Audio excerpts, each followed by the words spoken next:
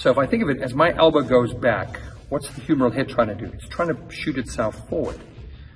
Well, that's not a healthy thing. So how do I stop that from happening? Well, if you take your thumb, you kind of find that clavicle, put your thumb on that clavicle, and then you take your two fingers and you wrap them around.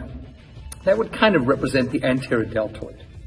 And so when your arm is down by your side, as you drive the elbow back, and that humeral head wants to come forward, you've got a big muscle sitting on the front here that says, no, I'm going to stop that from happening. I'm acting essentially as the brake.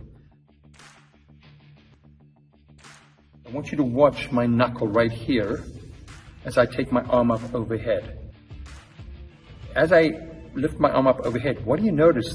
You don't even see the knuckle anymore. It's rolled itself backwards, which means if I abduct and externally rotate my arm, and then I drive it backwards, that elbow backwards, who's stopping the humeral head from coming forward now? Certainly not the anterior deltoid anymore, because it's now sitting back over here. I've lost the anterior stabilizer that I had down here.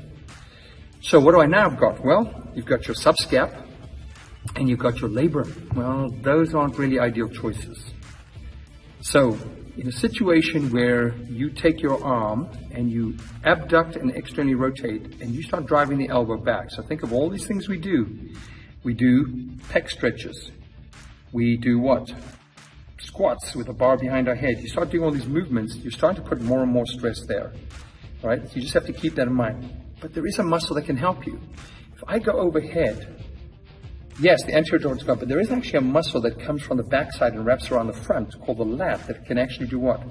Hold this head back. So anytime I'm going overhead, if I do more of a punch as opposed to just a passive press, if I punch the ceiling and really, so keep a fist, you don't punch like that, you punch with a strong fist, you can get overhead and lock it out. You'll feel a lot more lat engagement, and that actually helps stabilize the arm.